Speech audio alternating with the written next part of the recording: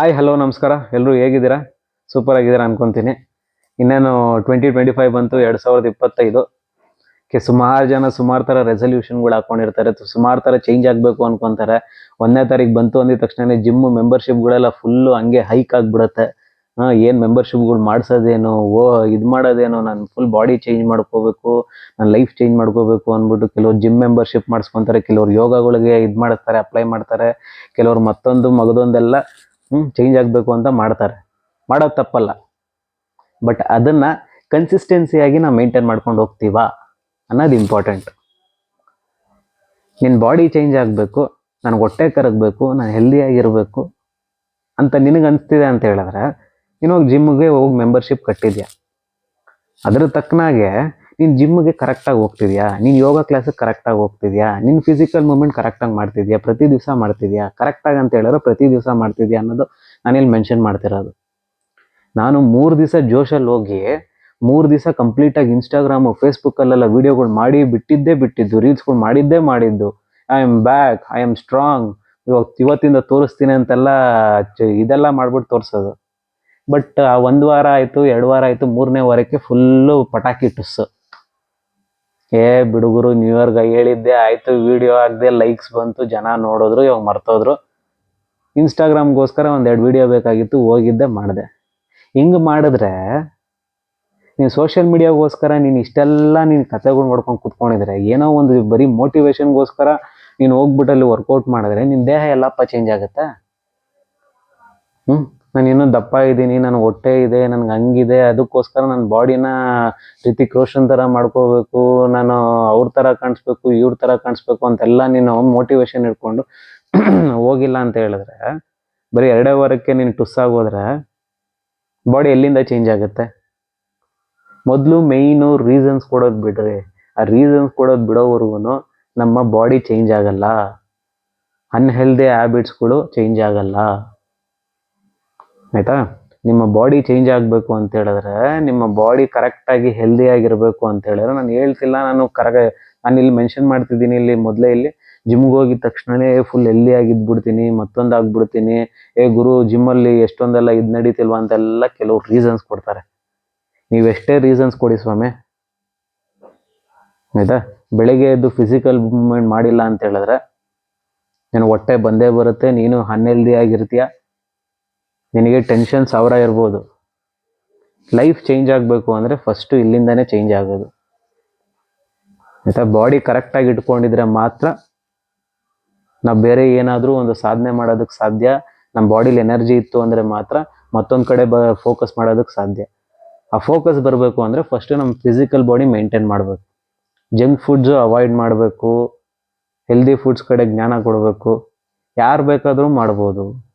ನಾನು ಪದೇ ಜಿಮ್ ಅಂತ ಏನಕ್ಕೆ ಮೆನ್ಷನ್ ಮಾಡ್ತಾ ಇದ್ದೀನಿ ಅಂತ ಹೇಳಿದ್ರೆ, ಎಲ್ರಿಗೂ ಹತ್ರದಲ್ಲಿ ಸಿಗೋದಂತ ಹೇಳಿದ್ರೆ ಅದೊಂದೇ, ಆಯಿತಾ? ವರ್ಕೌಟ್ ಅಂತ ಹೇಳಿದ್ರೆ ಬಾಡಿ ಬಿಲ್ಡಿಂಗ್ ಸ್ಟೆರಾಯ್ಡ್ಸ್ಗಳು ಹಾಕ್ಬಿಟ್ಟು ಪೌಡ್ರುಗಳು ಹಾಕಿ ಮತ್ತೊಂದು ಹಾಕಿ ಇವೆಲ್ಲ ಏನೂ ಹೇಳ್ತಿಲ್ಲ.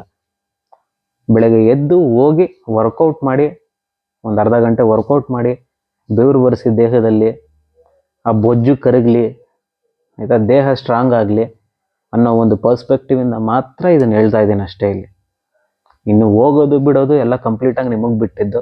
ಇದು ನಮ್ಮ ಸಜೆಷನ್ ಅಷ್ಟೇ. 2025 ಬರ್ತಾ ಇದೆ, ದಯವಿಟ್ಟು ಹೋಗ್ಬಿಟ್ಟು ಸುಮ್ಮನೆ ಮೆಂಬರ್ಶಿಪ್ ಹಾಕಿಸ್ಬೇಡಿ, ಆಯಿತಾ? ಜನವರಿದು ಸ್ಟಾರ್ಟ್ ಮಾಡಿದ್ದು ಮುಂದಿನ ಜನವರಿವರೆಗೂ ಕಂಟಿನ್ಯೂ ಆಗೋ ರೀತಿ ವರ್ಕೌಟ್ ಮಾಡಿ, ಎಕ್ಸಸೈಸ್ಗಳು ಮಾಡಿ, ಯೋಗ ಕ್ಲಾಸ್ಗಳಿಗೆ ಹೋಗಿ. ಮೊದಲು ಹೆಲ್ತ್ ಚೆನ್ನಾಗಿ ಇಟ್ಕೊಳ್ಳಿ. ಹೆಲ್ತ್ ಇಸ್ ವೆಲ್ತ್ ಅಂತ ಯಾರು ಸುಮ್ಮನೆ ಹೇಳಿಲ್ಲ, ಆಯಿತಾ? ನನ್ನ ಓನ್ ಎಕ್ಸ್ಪೀರಿಯನ್ಸ್ ಹೇಳ್ತಾ ಇದ್ದೀನಿ. ನಾನು ವರ್ಕೌಟ್ ಸ್ಟಾರ್ಟ್ ಮಾಡಿ ಆಲ್ಮೋಸ್ಟ್ ಒಂದು 18 ಇಯರ್ಸ್ ಆಯಿತು. ನಾನೇನು ಬಾಡಿ ಬಿಲ್ಡ್ ಮಾಡ್ತಿಲ್ಲ, ಇಲ್ಲಾಂದರೆ ಯಾವುದು ಸ್ಟೇಜ್ ಕಾಂಪಿಟೇಷನ್ಗಳು ಮಾಡ್ತಿಲ್ಲ. ನನಗಿಷ್ಟ, ವರ್ಕೌಟ್ ಇಷ್ಟ, ಇದು ನನ್ನ ಬಾಡಿನ ಚೆನ್ನಾಗಿ ಇಟ್ಕೋಬೇಕು ಅಂತ ಇಷ್ಟ, ನಾನು ಹೆಲ್ದಿಯಾಗಿರಬೇಕು ಅಂತ ಇಷ್ಟ.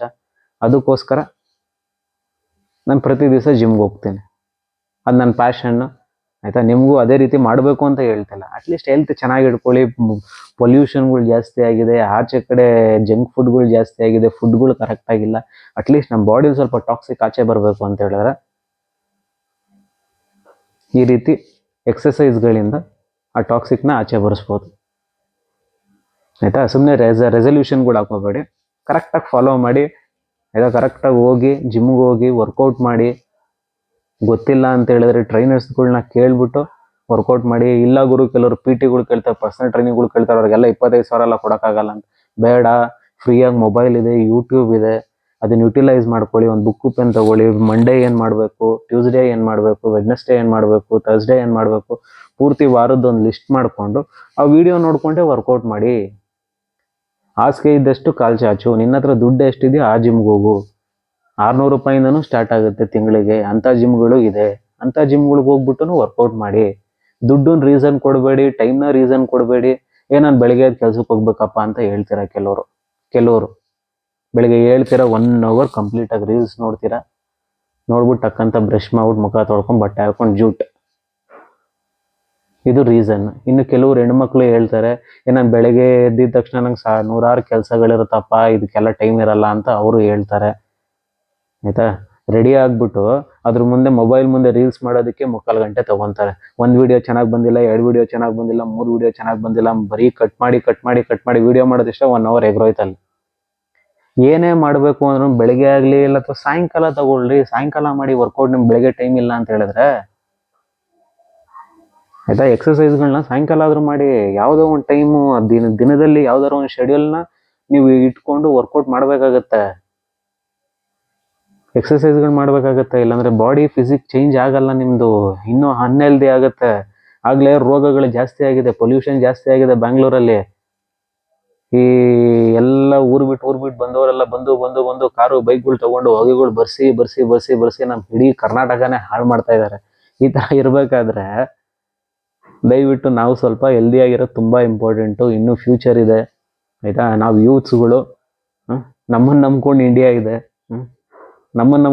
ಇದೆ, ಅಂತ ಹೇಳಿದ್ರೆ ನಾವು ಸ್ಟ್ರಾಂಗ್ ಆಗಿರಬೇಕು, ಗೋಲ್ಸ್ಗಳು ದೊಡ್ಡದಾಗಿರಬೇಕು, ಫಿಸಿಕಲ್ ಬಾಡಿ ಚೆನ್ನಾಗಿ ಇಟ್ಕೊಳ್ಳಿ. ಲೈಫಲ್ಲಿ ಒಂದು ಎನರ್ಜಿ ಬರುತ್ತೆ. ಆ ಎನರ್ಜಿನ ಮೇಂಟೈನ್ ಮಾಡಿಕೊಂಡು ನಾವೇನು ಬೇಕಾದ್ರೂ ಸಾಧನೆ ಮಾಡ್ಬೋದು.